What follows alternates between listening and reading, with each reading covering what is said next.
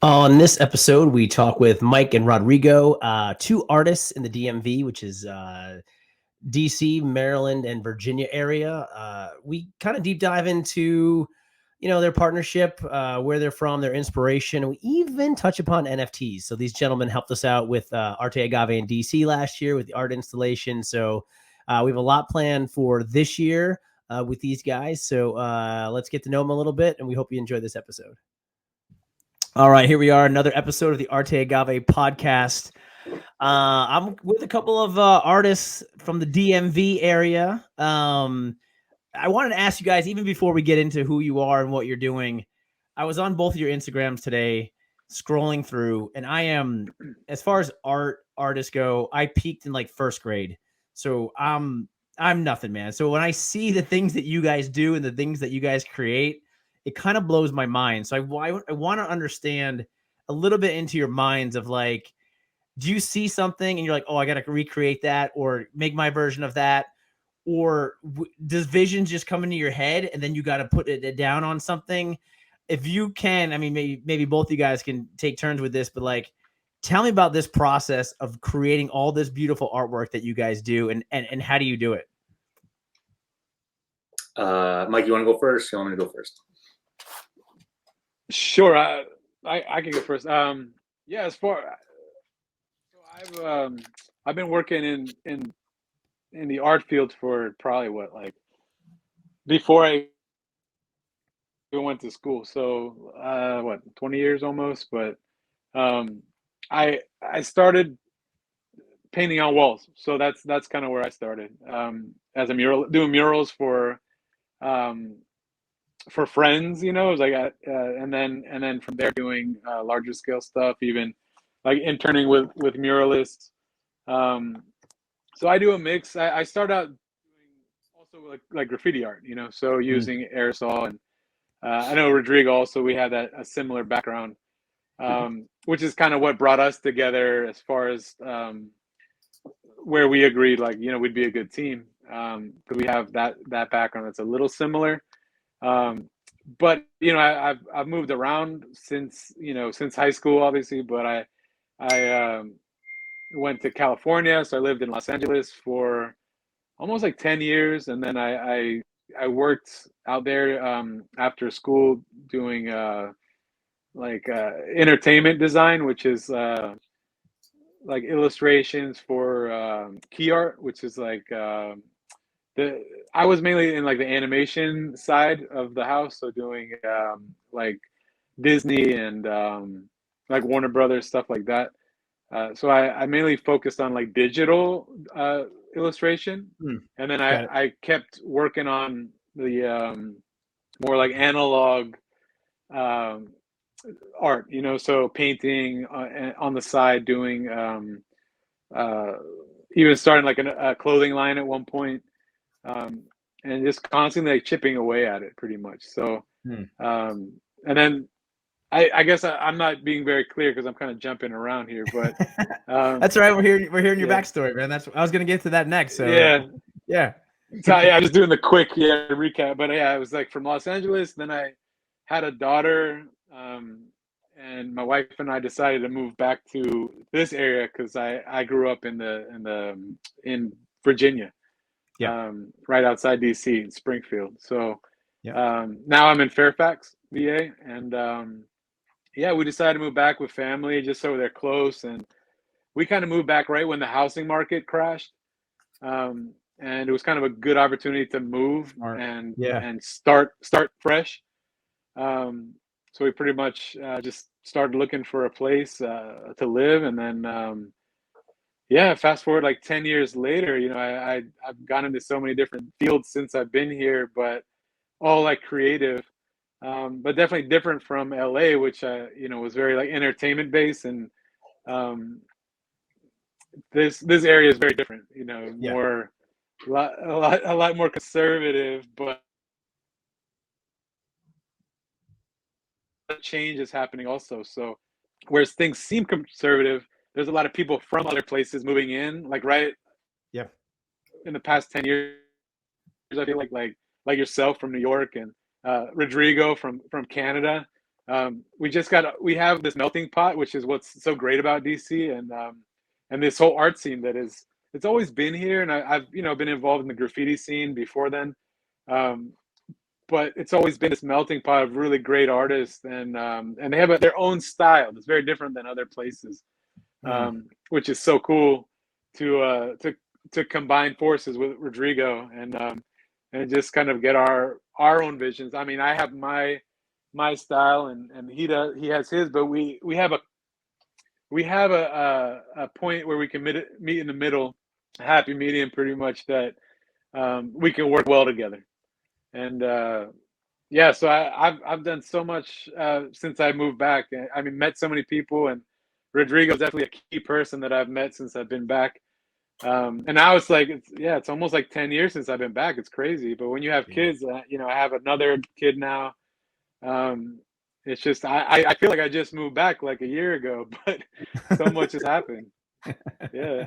So I even I taught drawing classes for a while. Digital painting at in DC, the Corcoran.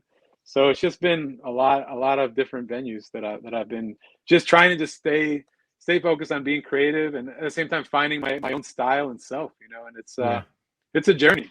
So you got to enjoy that journey, and I'm not done. It's still, I don't know about you, Rodrigo, but I don't have anything nailed down yet.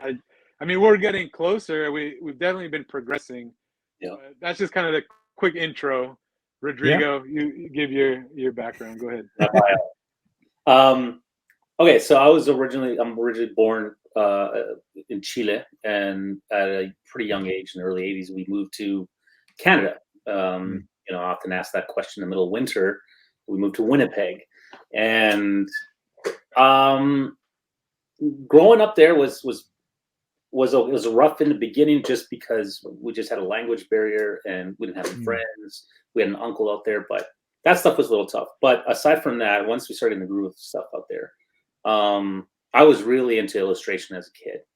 Like, I love comics and illustration, but I never really created anything until a fellow friend of my brother's came over, and he could do Marvel drawings like on top of his head, no problem. That blew me apart.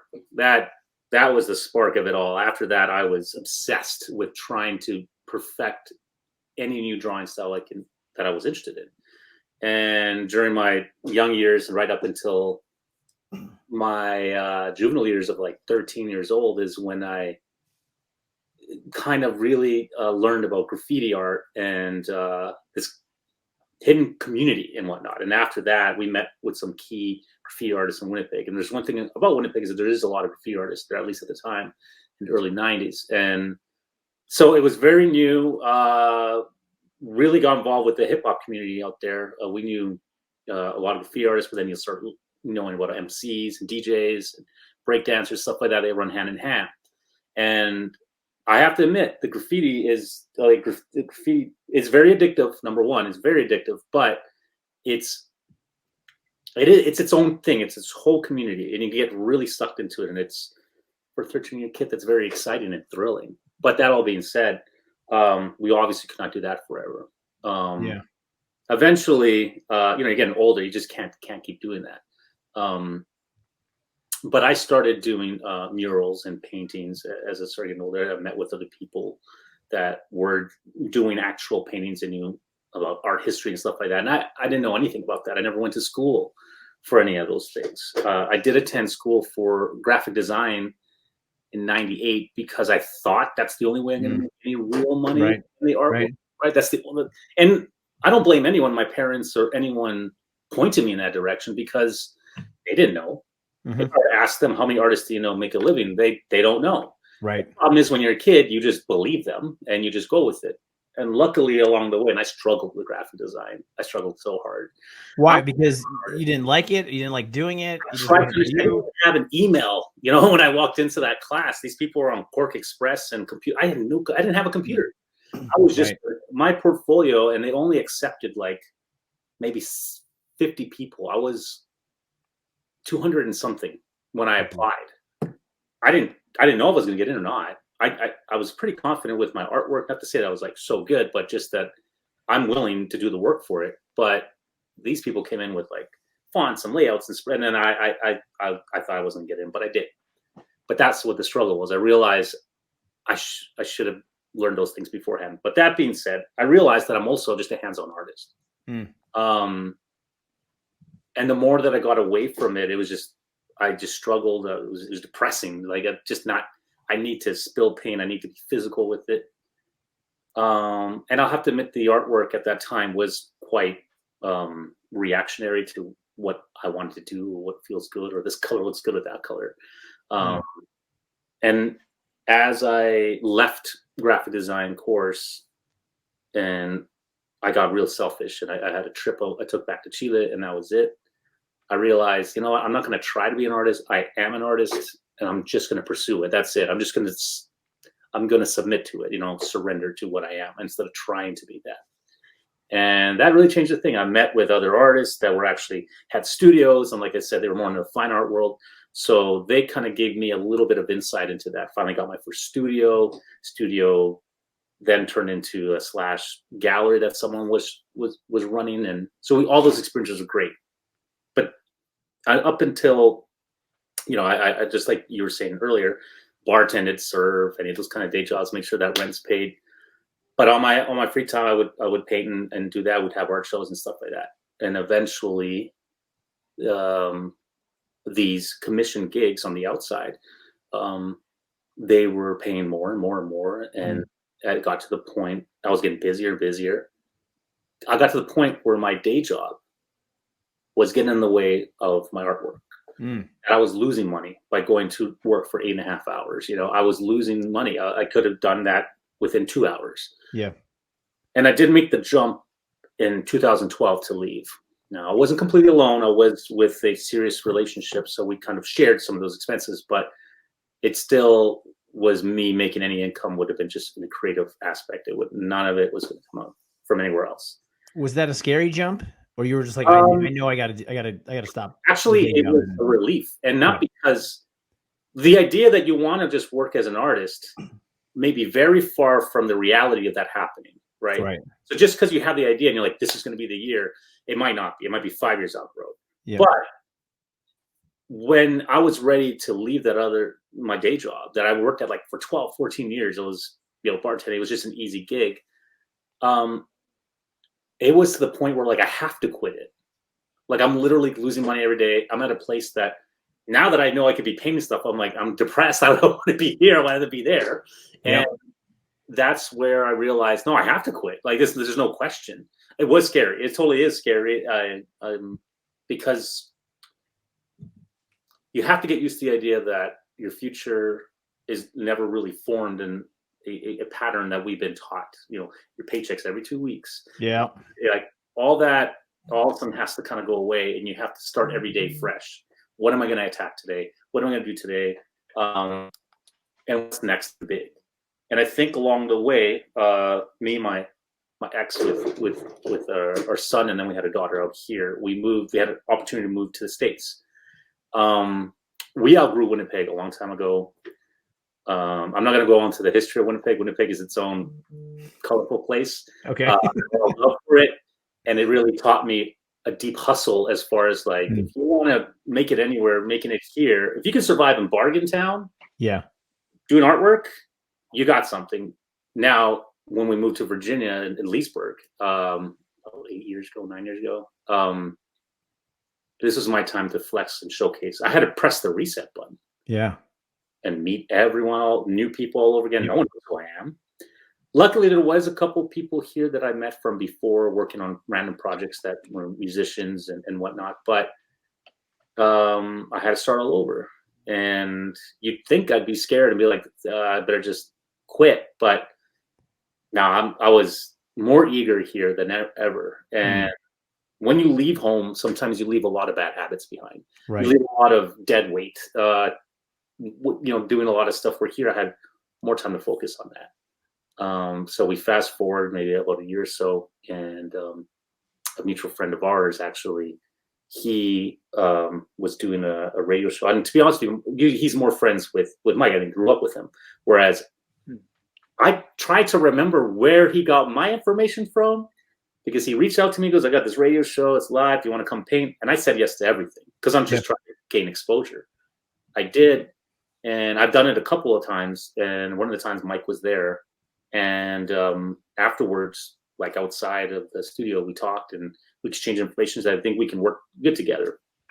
So our similar backgrounds really are quite cohesive when it comes to us executing any kind of designs in a collective of how many years together. So we're pretty comfortable with the spray can, paintbrush, pencil, whatever, design, digital, all that stuff. And if there's anything we have learned moving forward is if you want to go slow, go by yourself. But if you want to go faster, go as a team. Wow. So how did so you guys kind of met? I mean, kind of give me the background of how you guys met and how you started doing things together. I don't know who wants to go or take this one, but before the podcast started, you were talking about some back alley something. So I'd love to hear the story here. Yeah, Michael, let's hear that. Yeah, so Rodrigo was crying in the alley, and I was like, "Hey, man, what are you doing?" It's like, "What? You want to paint?" And he's like, "Yeah." So anyway, yeah.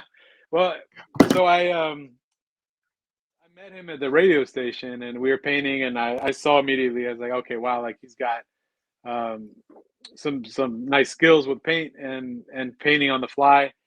And I had a opportunity come up to paint a restaurant out in Arlington, and it was a lot of wall, enough that I knew I couldn't do it alone. Plus, they wanted it done in a month.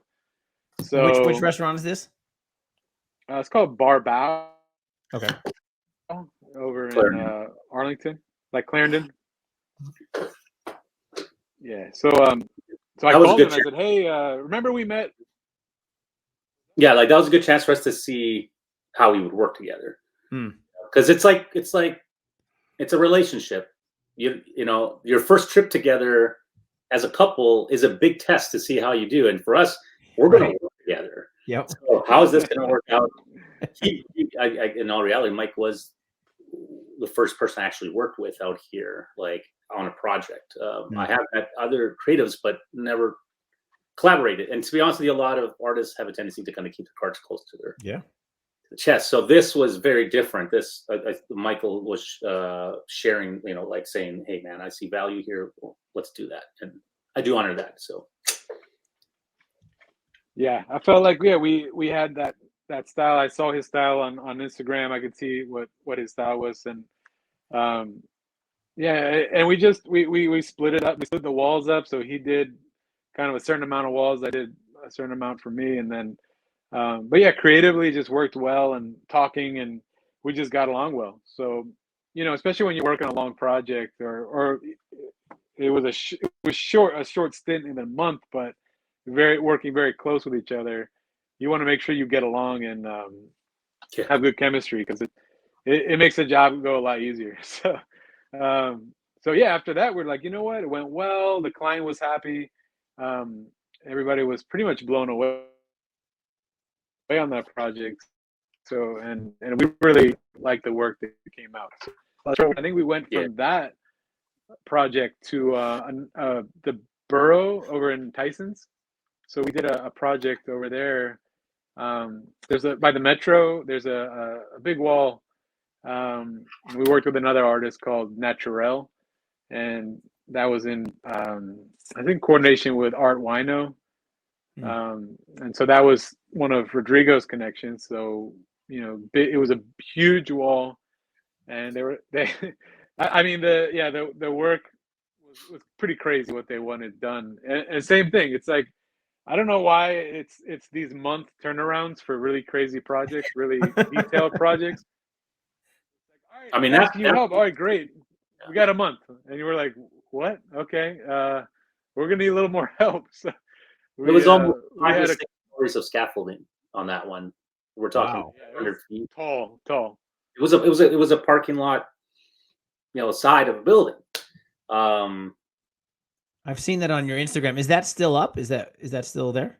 Yes. Yes, that is still there. Tyson's is changing all the time, but for now it's still there.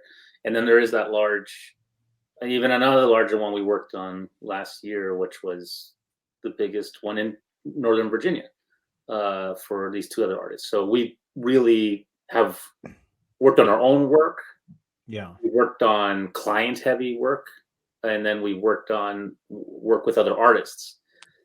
And yeah, man, I mean, I don't think we've ever really ran into the type of issues that you would see. And then just for background, I have worked with plenty of artists back in Winnipeg, and there's plenty of stories there as far as how that went south, or how someone got greedy or not transparent. But maybe it's because we parallel in so many ways. I think it's because, him having also the street art like background, there's just an understanding there that there's an approach. Even though all street artists are slightly different, but there is like a way, there's just a mentality to it. And I think that works with us working well together. He has two kids, I have two kids, pretty much the same age. When we all hang out, they're all having a great time. We just parallel in many ways, and we both have the desire to get on to that next level. So yeah. And how do you guys, if someone hires you and you're working together is one thing, but if you're working with other people, like, I mean, how does that work? And I can imagine artists all have their own vision, right? I mean, I'm an entrepreneur. I work with other entrepreneurs. Everyone has their own vision, but I can imagine artists is even more like, no, this is what's in my head kind of thing. So how do you guys work through that between each other and other artists? I mean, you just sit down, game plan it, draw it out, like walk me through that process. Cause I could imagine that being very difficult of who's doing what, where, and why, when creating, those big pieces. Yeah, I think the concept is the main thing. So before we get to a wall, that concept is already hammered out. There's not a lot of thinking once we get there. It's I mean, we'll go through a lot of concepts. Sometimes we knock it out on the first or second try. But there's times where we're on version 17, which can be a little aggravating. But I feel like, I don't know about you, Rodrigo, but we've worked in this business long enough that I'm okay with revisions, and I understand that not everybody's the same. Some people need a little bit more finessing with approving ideas. So that's kind of like where you got to step out of your away from your ego, and say, all right, like I have my vision, but I got to also make this business happy, and kind of find out whatever their goal is, or it could be something as simple as understanding the person might need a little more hand holding, where we have to actually show up in person, like away from the phone, away from the computer, and literally sit next to them on the computer and work on the laptop and say, look, this is what we're thinking. What do you think? And they say, no. And then once, and then we're like, okay, how about this? And then they're like, yeah, that's exactly what I was thinking. Okay. And then it takes like maybe 30 minutes out of my time, but saves like hours, where you just have to know what client it is. And sometimes I'll remind Rodrigo, or he'll remind me where we're having an issue with a approval. And then we talk and we say, look, man, you're going to need to go in there and do a little hand holding and get this knocked out. Because I feel like it's not that hard of a project, but this person it has a lot on their plate, so sometimes for them to approve an idea, they have a lot of people that are pulling them in different directions. They need to sit down for a minute with you and concentrate for, just like I said, like less than 15 minutes, and then they can approve it. But that's something I think we've been working on a lot, is just is knowing when that's happening, and just how to get to an outcome faster. But yeah, with managing a team of artists, like if the concept's approved, the hardest part is just drawing it on the wall. After it's drawn, it's for us, it's Just paint by execution. numbers. You Yeah. know, so Yeah, see, that's what I was it trying does. to ask earlier. Like paint by numbers. Like to me, I don't see anything. You guys just seem to go and do. And you know, when Well, you guys were at Arte Agave and some of your pieces are like, oh my god, these are so incredible. I think I that's can't even think of it. like, I think when we deal with clientele relationship should be its own course. Like, Mm, you know, yeah, there you go. oh, this is the guy who's cheap but has big ideas, and this is the guy who's got a lot of money but he's kind of loose. You know, so there's Yep. all these types, and our collective, experiences of rejection or pickiness or lazy or open. One thing that helps me is to realize, is this a design project or is this an art project? Hmm. And so a lot of clients I ask, we need an artist. I'm like, okay, so explain the project. What do you got? What do you have in mind? And in the end, I find out what you need as a designer, which is not that we can't do that. It's just that we're just going to have a different, hat we put on, and we're going to have more of a back and forth with you. With an art project, it's just a little more trust, right? There's a little bit more like, we have this idea, but we're just going to let you run with it. What do you think? And you come back with it. And those ones I love. I'm sure Michael would love that too. Any artist would love to be able to be like, this is what I think your panda should look like. And then they're like, oh my God, I love it. Sign off on it, go execute it. And you're like, you feel like you're getting away with murder. That does happen. It just doesn't happen all the time. A lot of clients will come in saying, we have an idea, a color, a place, the size, but you have freedom to design what you want to design, which we have to go back and forth and go, no. That's a design project, and we can do that too. So we're going to have a more hold-to-hand process. So we're together working on that. So we've learned to deal with different clientele in that way. And it's never, I know there's a lot of illusions as ideas of like, I'm an artist and I just sit in front of canvas and bang, I got a masterpiece right there because I'm so creative. But the reality is everyone is creative. They just may not be able to hand-eye coordinate that process onto it, or think further along of what that's going to look like, if that's even going to be aesthetically nice or not. All those things, I think we've worked out all that stuff on our own. So for us, we're at a place where we're able to execute some of the stuff like paint by numbers down to a process, a science, and it's a big. The world of muralism is so. It's a small community of artists out there that are actually doing it like that, but it's a deep. It's like a deep well that you can dig into, and the cool thing is people are finding new ways to do stuff all the time. Some people drill out stuff out of the wall to create an artwork. You know what I mean? So the choice is yours. That's where your creativity comes in, and I think with us linked up together, we can probably work on some good ideas in the future. Yeah, it's. I mean, how many people can really say they're making a living being an artist? I mean, is that number's still got to be relatively small, right? I mean, yeah, it's not very big. Yeah, for sure. So what do you think is like, now in the future of art? I mean, I'll bring it up, but are you guys into NFTs at all? Is that a thing that you guys are aware of? You're doing? You think it's crazy? All I hear about is NFTs for the last 3 months. So NFTs is funny because we just had a Zoom meeting earlier about that with a certified NFT dealer or certified NFT guy. I don't know what the proper term is. Right. I don't either. He explained the whole history of what he went through and all the mistakes he made and how he was tired of, going through that. So he wanted to be certified that in Bitcoin and stuff, that world. So that world, as a hands-on artist, is a little alien to me, a little bit. I'm not totally out of the loop. Yeah. And one of the conversations I had with him today was like, okay, so if I'm going to do 10 paintings, I'm going to give you this, we're going to mint it, and there's a process fee and all that stuff. I'm a hands-on artist. All I'm giving you is a picture I took of my painting. And you're telling me someone's really going to and then he broke it down, he helped. And that's where I realized stuff like NFT space. Yep. And it's not the only thing, but Michael and I are moving forward with a team. We've slowly been assembling a team, but lately it's really starting to look very promising. Hence why we can't do this solo. As much as I have ideas, he has ideas.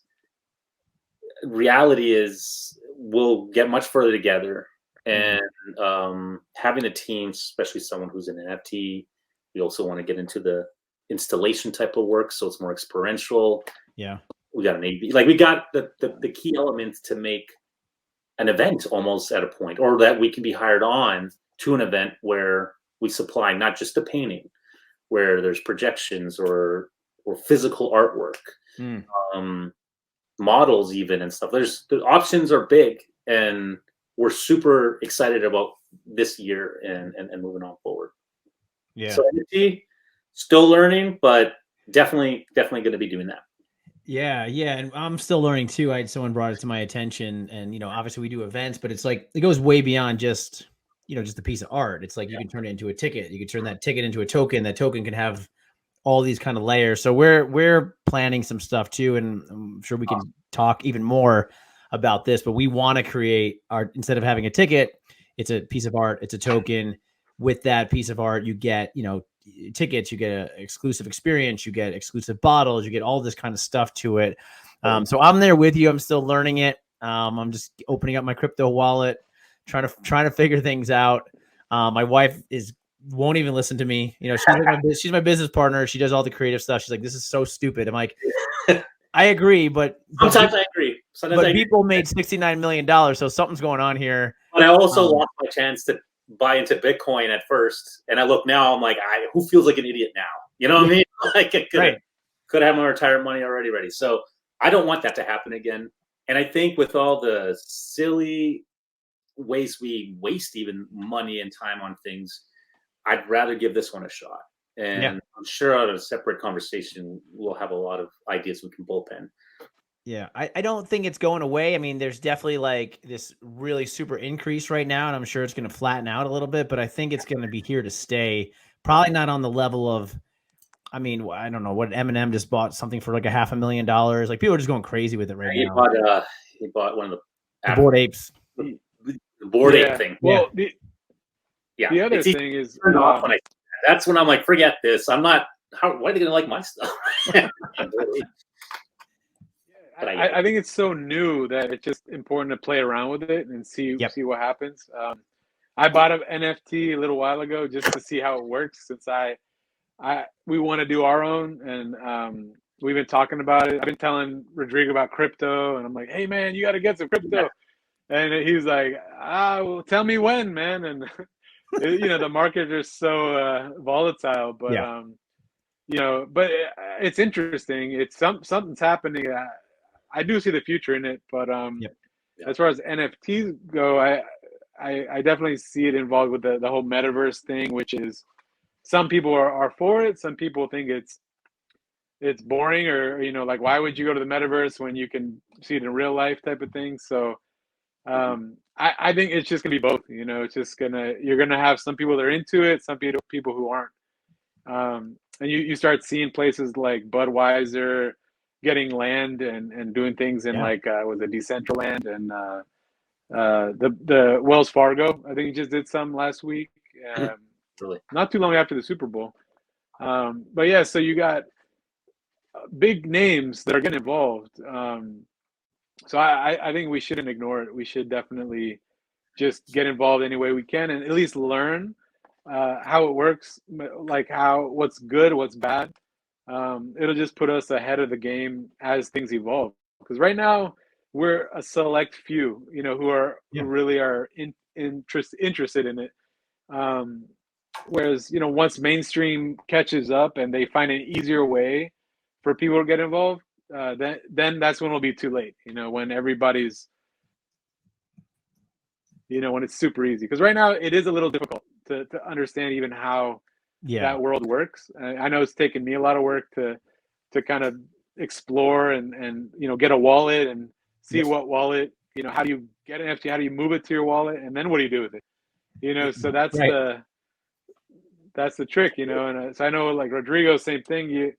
I gotta push him to actually buy an NFT so you can see how they work and what do you do with it, is the question. And I'm not totally clear right now.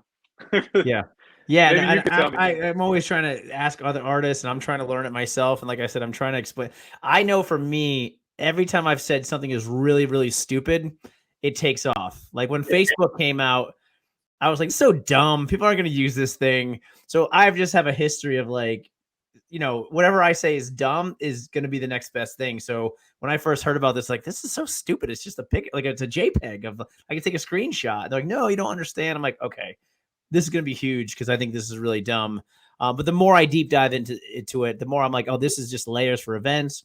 I mean, for artists, I mean, once it sells, you could always get a piece of it for the rest of your life. And then it all lives on the blockchain. I'm kind of learning that. So it's going to be an interesting ride. And like I said, hopefully, you and I we could all talk about this again as we're planning some of the Arte Agave events. But I just wanted to see what you're doing with it, see how you're doing it, and kind of get your feedback because it's a little all over the place right now. I think that's the same thing like I was mentioning earlier about muralism. It's a deep well. And the thing is, I'm asking this guy questions, and he's basically saying, well, what do you want to do? Right. And it's like, oh crap. It's like so infinite. Like people are coming up with new ideas how to use NFTs. Yeah. Yep. And then you're like, I guess we can use them that way too. Like someone who sold an NFT for a tweet. Okay. Yeah. Or an old receipt or something. And I start to realize I'm out of my knowledge of collection, people who collect stuff. Yeah. And this is what all the big group or the team or the group yourself, we can, it's kind of a creative question. What would an NFT from you look like? And not necessarily just selling a painting. And the problem is that's where I'm stuck. I'm like, gosh, I don't even know where to start. Yeah, a tweet. I mean, there's NBA Top Shot where it's like LeBron James dunking. That's listed for like $250,000. I was like, what? Where are we right now? People are buying it. So you start thinking like, we might be sitting on dozens of NFTs that we're not really aware of. And then we have one of the key questions we asked, and obviously I don't have the answer to that, but how curated is this? Like for yourself, or are people just going to stumble upon your stuff and just want to collect? But the fact that Michael and I, and even yourself, you guys have a brand, you guys have a history, so you can lean in on that. And I do believe the internet, when it sees consistency, I think it's one of the most promising things in a world where everyone's just screaming and yelling and recording it. But when you show up consistently and show the work and ship the work, then you obviously are showing them this is serious and they're going to back you up on that. Consistency, man. Yeah, I like that. So, I mean, you guys are doing a lot of work. Obviously, you got kids. I mean, are you hanging out at all? Are you eating, drinking? You get a chance away from the family? I wish me and Mike hung out more, but it's honestly, we hang out when we work anyways. Yeah. And one day we will be hanging out more when things come into true fruition. But right now, yeah, we hang out here, eat or drink. I like my bourbon. You were going to DC a lot. I think you go to DC. I'm a single guy now. It's going to happen. I go to DC. I know DC. Right on. So I usually hit up all the. I had a friend of mine. He's an ex-graffiti artist from New York, and he's from a generation way before me. And I looked up to him even when I was a kid, and to now know him here in DC. And he lives a very, I'm not going to say James Bond lifestyle, but I'm saying like very like on his own, doing his own thing, knows some key people here and there, humble, chill. And we clicked really well. And he kind of like gave me the whole tour of DC. You got to go here for this, group for that, blah, blah, blah. But he recently, he moved. And I carry on the tradition when I go to DC. If I'm going to have a drink, I want a nice one. If I'm going to have something to eat, I want to have, so. Yeah. Me, I'm a Scotch and bourbon guy more so. Okay. Yeah. I like that. Yeah. I think, Rodrigo, you got me in old fashions, I believe. Like now that's my drink. I think I feel like we had an old fashioned at Arte Agave. It was like a tequila. That's right. A Patron. It was a Patron old fashioned. It was excellent. I remember we were like, we need to get that again. That was amazing. Yeah, there's nothing wrong with a tequila old fashioned. I know that the term old fashioned with bartenders usually kind of played out, but I'm like, it's delicious, man. So yeah, I love it. That was so good. I think they sold out that night. They didn't have enough. So probably we were rocking that night. Yeah, what do you guys think of the DC? I'm we were talking. I mean, we're all in Virginia right now. I was in New York forever. I'm down here out, right outside of DC. I've got the wife and kids, so I don't make it in there as much as I can. But every time I'm in there, I just feel like there's more and more kind of restaurants, crafty places. What do you guys know about the DC area? Is it on the rise, or what are we thinking here? I'll tell you a little bit of me, but to be honest with Yeah. you, Michael answer more because he's grown up here. But from what my experiences are, and from the people that I know become friends with here, they mentioned how different it was growing up, and that it wasn't the spot to go to. It was overlooked, or it was just another city. Yeah. But I feel since I moved here, I mean, it's grown even since the 8 years I've been here. Yeah. There's new neighborhoods. Living in Leesburg, it's gotten bigger. I think, I do believe it is growing. And what I do love about DC, which reminds me of Winnipeg, is that it has its own neighborhoods that have different flavors and whatnot. And I do believe I see around. I mean, even as artists that work with different property developers and whatnot, we see a hike in the work. Strangely enough, even during COVID. Yeah, it seemed like COVID, while some jobs stopped, right? Other jobs started to almost try and beat the rush. So while they were, I don't know if this is true, but it seemed like they were taking advantage of everything shutting down and using it as time to build. And they started building, and I know there's a lot of projects we were working on, like at restaurants, that we're trying to be ready for when everything opened. And some of us got delayed, even longer than we thought, but we were, I feel like the floodgates kind of opened a couple months ago, maybe a year ago, and we've been getting more of this push to finish up projects, and new restaurants are opening. And even, I feel like one we had just finished right when COVID started. It's funny how things get opened up and they get shut down. So we're trying to, I mean, since we work with certain investors, they seem to always have projects going, and we're there to support them. And if they have a vision, or if they want our vision, we're there to make that happen. So that's pretty cool, because I know there was a couple places in DC we worked on. What is it, Rebel Taco? What's the other one? El Rey in Arlington. They have a DC spot on U Street, but now they opened one over in Boston. So it's called El Rey. And then we've been doing stuff with Art Wino lately. They're in Arlington also, right across from there in Boston. They finally got opened doing up. Gallery right? work. They were kind of delayed for a while, right? Art Wino? I think they had a little delay, but now, they're all open. They're up and running, and they're having gallery shows and now it's just events. Yeah. But the Art Wino, no history before, but Wino's is now, it is open. We've had shows there and whatnot there. We got some artwork in there, mural stuff. Nice. But it's funny because you meet all the different players in this world, as far as this creative world, property developers, architects, restaurant goers, and then there's totally different ones. So definitely not boring work.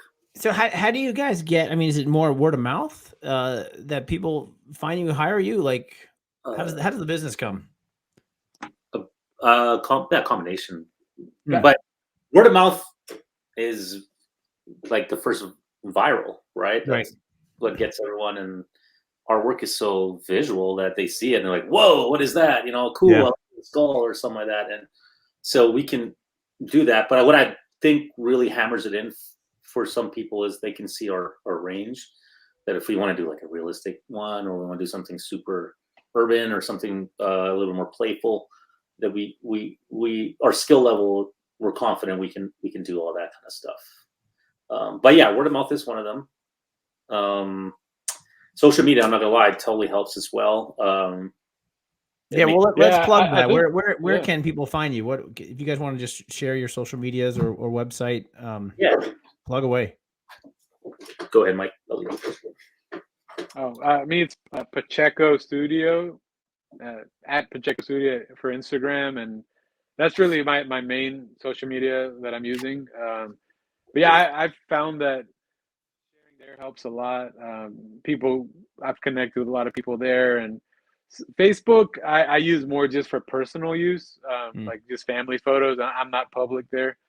But even from there, friends will see my work that I'll still post there, but they'll recommend me for jobs, and so I've gotten a lot of work from there. And I think actually that, like with me and Rodrigo, it's kind of weird how social media. I think the radio host that found Rodrigo was on Facebook, so um, he found you there, and I've been doing stuff with him on you posting to Facebook is at like before Instagram was bigger than Facebook, and right now it's just I feel like Instagram is one of the key places for art, to get noticed and connect with other artists. Would you agree, Rodrigo? Yeah, I kind of treat them well. Like, let's say if I were to look at Instagram, like look at DC up and coming, like club or something, not even club, like a lounge. I treat Facebook kind of like going to Red Lobster. You know, I'm there, and then it's like, yeah, right. You know, the first times I came, it was exciting, and now I'm like, this is where we go. Grandma wants to go out, so I think breadsticks are still good, but everything else, all garden. You know. Yeah, that's fake, right? You know, Instagram, although it's changes of the algorithm and whatnot, but I mean, back in the day, it was Flickr for me. Flickr was the big one, but now it's Instagram, and yeah, definitely we'll get a lot of connections and all that. And once again, it's because of that consistency. People feel confident that, like, oh yeah, these guys are constantly knocking out work. They got work, and sometimes they'll acquire through questions, and so we get personal clientele. You know, people that just want something done in their basement or in their rec room, and then we'll get like more professional clientele, more corporate. And I think in Instagram we have a little more control of being able to showcase the things we do want to do, right? That's where I'm able, and sometimes if you noticed, or I mean that I've noticed, was our artwork is our personal artwork is starting to bleed into that work, which is so key, because eventually you want to flip it to where now they're asking just for your work and their ideas. They're silencing because they're understanding, no, we got to roll with the artist, and it may not be exactly what I envisioned, and that's trust. That's happening little bit by little bit, but it's happening a little bit more and a little bit more, and we just know that everything's gradual. Everything takes time. So yeah, Instagram definitely is one of them. I don't do the Twitter stuff. I don't. There's only so much time. We got kids. Yeah, I can't read. I hear you. My plug would be it's mainly on Instagram. Yeah, I know. So at Rodrigo Pradel. I know not everyone's gonna remember that, so they're gonna have to see it. But that's the one I use a lot in. Even for my own personal artwork, I'll post an oil painting I just finished on the easel, and within minutes, it's someone's bought it. Someone's like, I want it. How much? And I'm like, well, I don't. And then before you know it, they're coming to pick it up in a week. And to me, that always feels like getting away with murder. But that happens because of social media. Yep. Like, this work doesn't do any justice just sitting in my studio. And exposure is everything. So, I mean, if I ever hear anybody saying, like, oh, it doesn't work, we just need to expose more. You just need to find where your market may be. Maybe Instagram isn't it. But that's been pretty strong for us. Word of mouth, Instagram.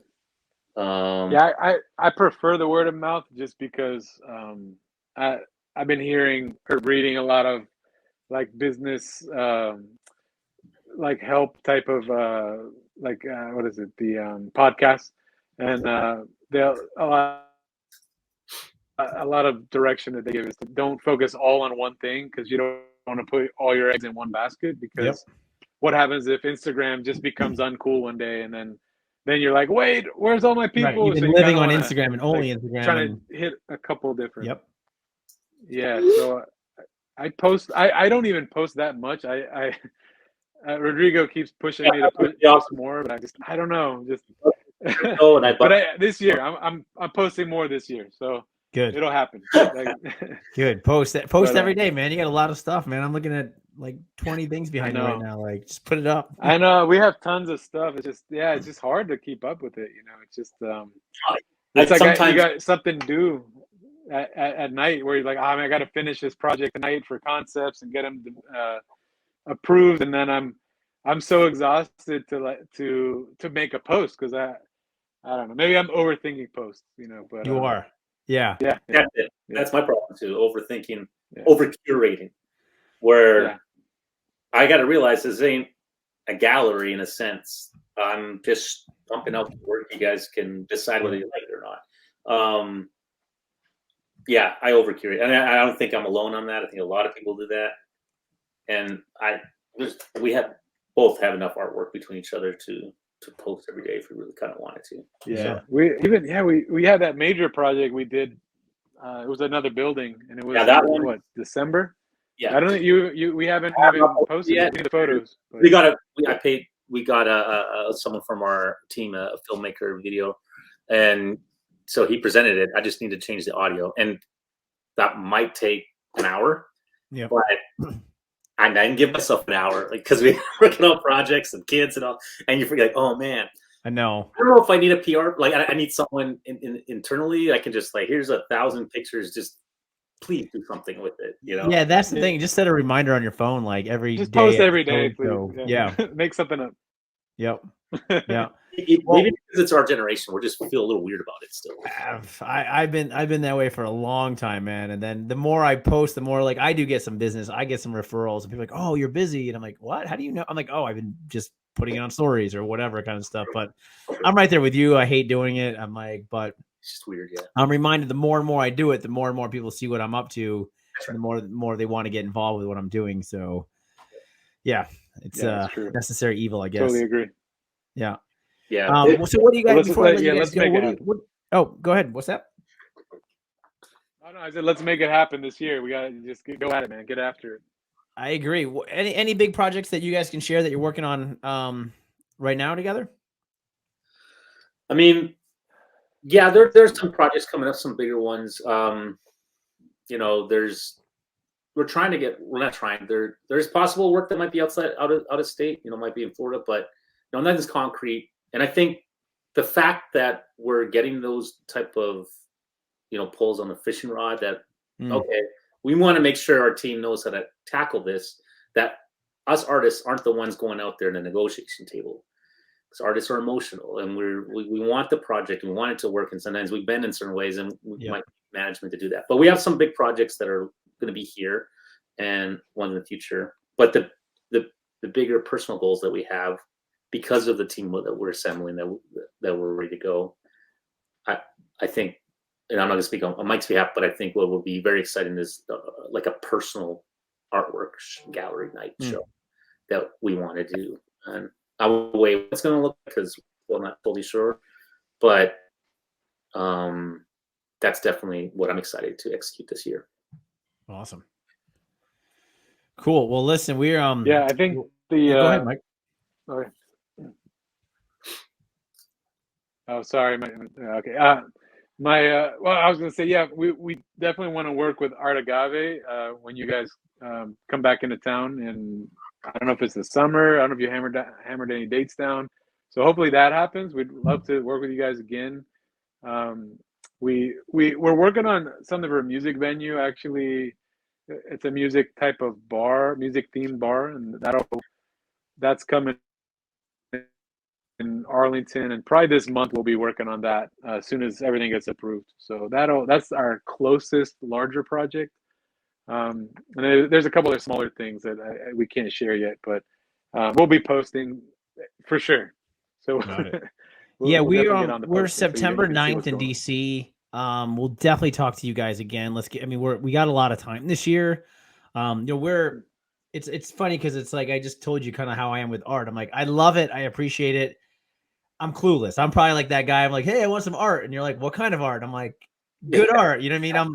I'm probably that guy when you guys first heard on emails with us. You're like, I don't know what these people want.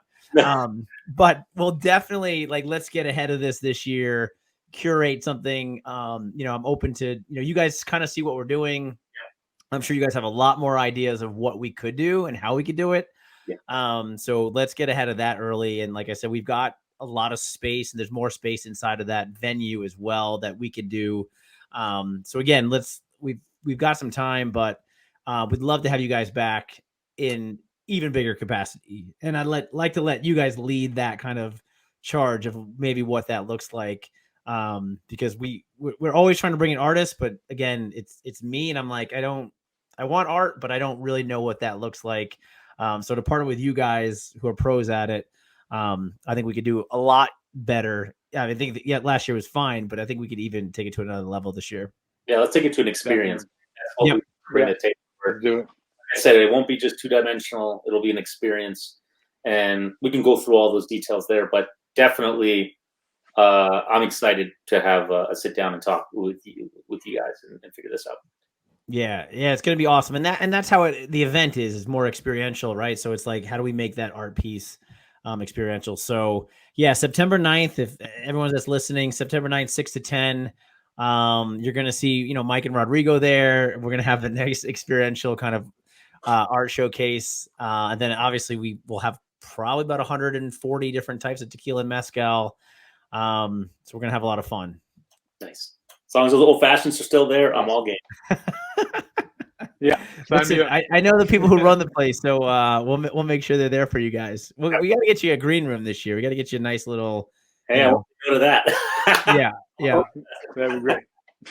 So, well, listen, I really appreciate your time, and I appreciate what you guys did last year. I know it was kind of last minute. You guys came in, you did some great stuff for us. So I'm excited to work with you guys again. But again, I appreciate it, and I look forward to what this year brings for us. Awesome. Thanks for having us. Thank you. Yeah, great meeting you, Walter. Awesome. Thanks, guys. Thanks, everyone, for listening. See you next time.